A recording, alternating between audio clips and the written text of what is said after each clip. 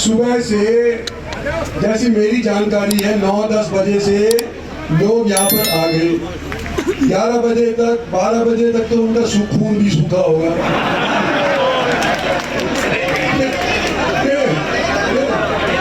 कि हमने इतने पसीने बहाए और फिर भी इंद्रजीत सिंह पीछे।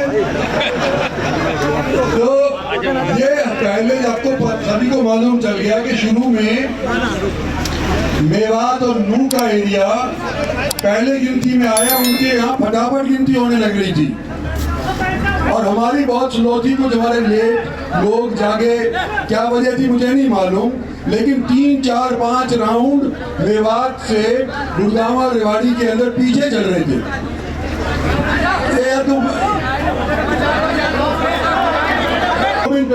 बिछकर के भी बैठ जाओ, कोई बात नहीं है। इलेक्शन नहीं होते तो हो सकता है कि कुछ और भी हो जाता है। तो हमें आज के दिन में सुन लेना कि बोलने थे नंबर होगा।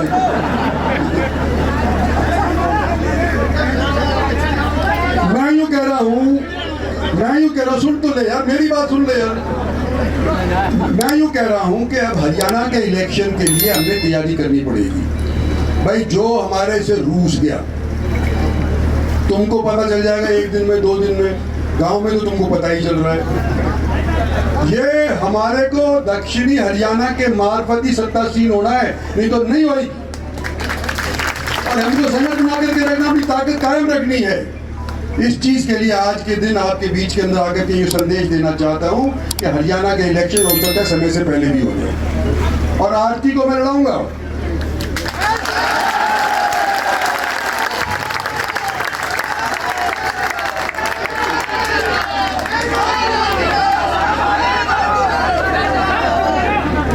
ये खुद भी कह चुकी है, मैं भी कह चुका हूं, मेरे से पूछे बिना कहती पहले तो।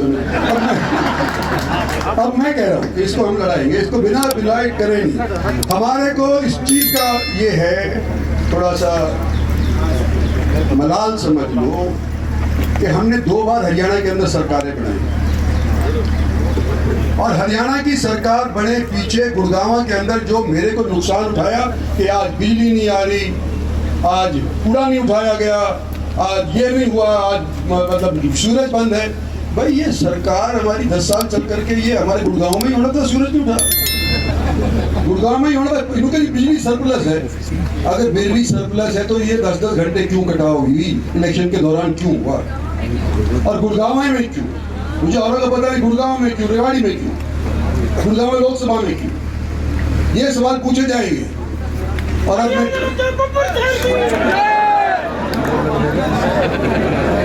मैं आज आपसे ये कहना चाहता हूँ मोटे तौर के कि भाई पार्टी के डिसिप्लिन में मैं रहा, पार्टी के डिसिप्लिन में आती रही। हमने चाहा कि नरेंद्र भाई मोदी को प्रधानमंत्री बना दिया जाए, तुमने बनाया, हमने बनाया, अभी भी आज के दिन देश की जनता ने बनाया, नरेंद्र भाई मोदी बन गया। हरियाणा का चीफ मिनिस्टर कौन बनेगा?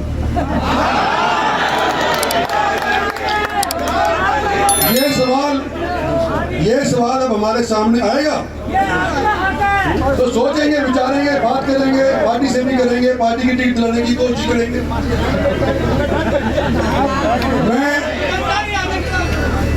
मैं बावल से 23,000 वोट से जीत करके ये लड़ाई नहीं लड़ सकता। मैं रेवाड़ी से 38,000 वोट से जीत करके लड़ाई नहीं लड़ सकता। ये पटौदी से 40,000 जीत करके मैं नहीं लड़ सकता। ये चारों हल्के से 10-10, 15-15 हजार लड़ करके जबकि नांगल चौधरी से लेकर के महेंद्र तक अगर हमारी जीत हुई है हल्के में, कितने की हुई है? थोड़े बहुत 15-20 हजार। यहाँ तो अब सिर्फ 2 ही कैंडिडेट थे आमने सामने, कांग्रेस था और इंडिया था ना, ये जिन इंडिया था। आने वाले समय तो 4 जगह बैठेंगी, 4 जगह। तो हमारा सारा इकट्ठा रहा तो बात बढ़ जाएगी, नहीं है तो फिर ये सोचने की बात है। ये बाद में बात करूंगा। आज तो मैं आपका दिल से आप लोगों का मैं शुक्रिया अदा करना चाहता हूं कि ना केवल बुजुर्ग बल्कि नौजवान लोगों ने जो पसीना बहाया है, मेरे लिए बहाया है, मेरे साथ आरती ने जो बहाया है, मैं के लिए बहाया है।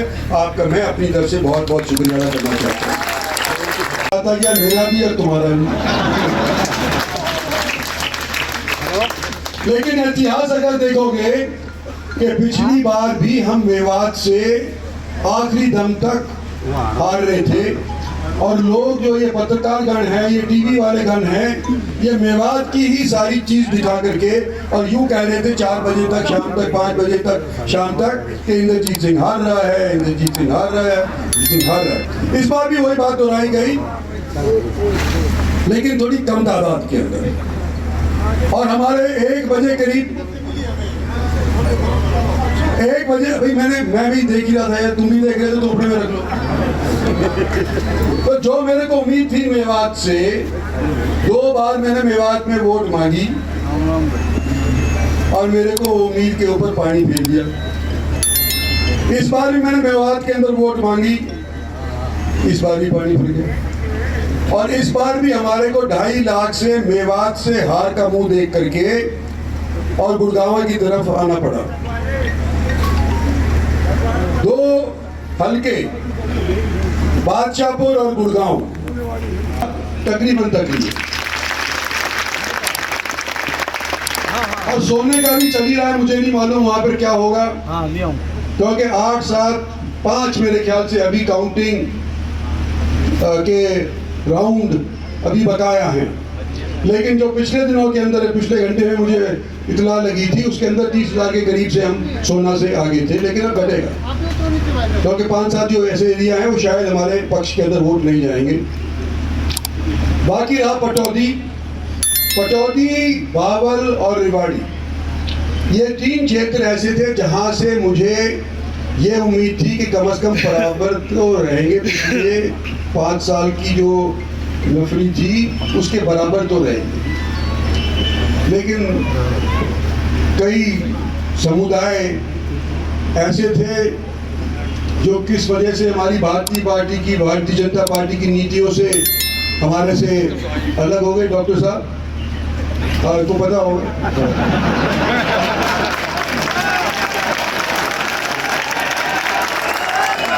डॉक्टर साहब अकेले डॉक्टर साहब की बात नहीं है, सारे ऐसा हुआ, कोई इनकी अकेले की बात नहीं है। और फिर भी देखो, भारतीय जनता पार्टी वाले जो वर्कर्स थे वो गुड़गांव के शहर के अंदर सीमित रहे, बादशाहपुर के अंदर सीमित रहे, लेकिन गांव के अंदर खास तौर के ऊपर जो मेरे वर्कर थे ना, वो ही काम किए। इसके अंदर मेरे को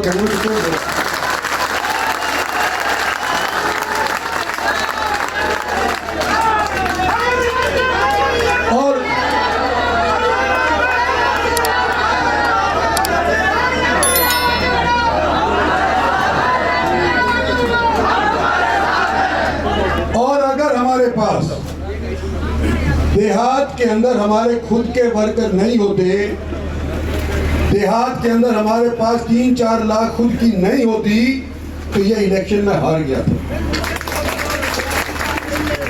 ये अगर जीता हूं, मेरे साथियों के बलबूते के ऊपर जीता हूं, और आज स्टेज के ऊपर पार्लियामेंट में कहने को तैयार हूं कि आज के दिन देहात के अंदर जो मेरे को जिताया है, मेरे वर्करों ने जिताया है।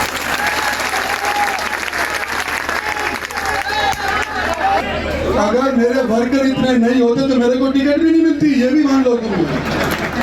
ये देख करके, और सुनो, ये हम अपना ये देहात का एरिया इसकी बात ही नहीं कर रहे, हमारे यहाँ पर इन्फ्लुएंस उलट था।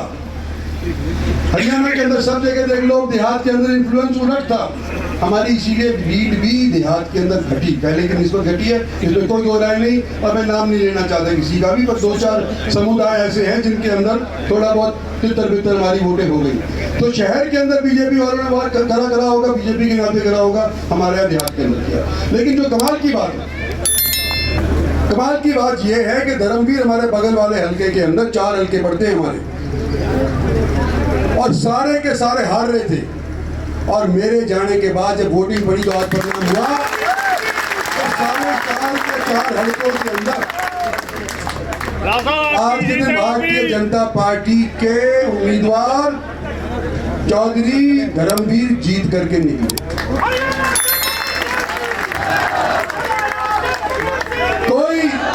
कोई ही ऐसा होगा, कोई ही ऐसा होगा कि धर्मवीर के खुद के बिरादरी के लोगों ने तो वोट नहीं दी, उन्होंने तो पोल काट दी, और हमारे लोगों ने दूसरी बार जिताया है। तो भाइयों संगठन दिखाई दे रहा है हमारा जब जिताया, इसमें कोई लोग। और जहां आज के दिन देखो लोकसभा का चुनाव सब कहते 400 पार 400 पार 400 पार, और मेरे से ये पूछे थे टीवी वाले, और मैं कहता हूँ जो भगवान भरोसे होगा वो होगा भैया। मेरे से मैं झूठ कैसे बोल दूं कि मेरा दिल ही नहीं मान रहा कि 400 पार जाएंगे। नहीं, सही बात है। अब आज के दिन हमारी सरकार बन रही है, इसमें कोई दो राय नहीं, लेकिन मिली जुली सरकार बन रही है, पहले जैसी सरकार नहीं बन रही है। क्या होगा मेरा मुझे नहीं पता, लेकिन ये मैं कहता हूं कि अच्छा जरूर होगा, क्योंकि आगे हरियाणा के इलेक्शन। देखो मेरी जीत हो रही है, लेकिन पिछली बार जो मेरी जीत हुई उससे कम हो रही है। और ये सिर्फ मेरे यहाँ गुड़गांव की बात नहीं हो रही है, हरियाणा में हम 10 सीट जीते थे, इस वक्त हम 5 या 6 सीट ही जीत पा रहे हैं भारतीय जनता पार्टी की टिकट के ऊपर। एग्जैक्टली तो मेरे को नहीं मालूम, लेकिन 5 के करीब हमारे को अंदाजा है कि उस वक्त जीत रहे हैं। क्या लग रहा है कि देश में फिर से मोदी सरकार बन रही है या फिर नहीं, उसमें कोई शक की बात नहीं है। इस बार फिर से मोदी सरकार बनेगी, तीसरी बार मोदी सरकार बनेगी और पूरे 5 साल चलेगी। जो हमारा लक्ष्य था वो आज के दिन जनता ने फिर भी पूरा करवा दिया है कि मोदी को तीसरी बार प्रधानमंत्री बना दिया। 6 विधानसभाएं आपकी जान होती थी, उन सभी में मार्जिन काफी कम रहा है, क्या रीजन? देखो कुछ लोग हमारे से रुष्ट हो गए, ये बात नजर आ रही है, उनको मनाने की कोशिश करेंगे विधानसभा के अंदर, लेकिन ये बात याद रहो कि जो मेरी विधानसभाएं हैं उसमें किसी से भी मेरी हार नहीं है। बड़ा संदेश आपने दिया है अभी भाषण के दौरान, विधानसभा चुनाव के लिए कार्यकर्ताओं को तैयार रहने, क्या पूरी स्ट्रेटेजी रहेगी? क्या सीएम के लिए पूरा लड़ाई लड़ेंगे दक्षिण हरियाणा? देखो हमारे को दक्षिणी हरियाणा को अपना हिस्सा राज्य के अंदर मिले, इस चीज़ की हम मंशा रखते हैं और इसके लिए हम प्रयास करेंगे। इन 5 साल के अंदर जितना हमारा हिस्सा होना चाहिए था या जितना हमारे तरफ उनका रुझान होना चाहिए था वो मेरे को नज़र नहीं आया, तो इन आने वाले समय के अंदर उस चीज़ के लिए बंदोबस्त करेंगे। Thank you. बड़ी घोषणा आरती राव जी को लेकर भी की है आपने, भाजपा से टिकट नहीं मिल पाई, क्या स्टेप रहेगा? वो समय देखेंगे, लेकिन इलेक्शन लड़ती लड़ेगी।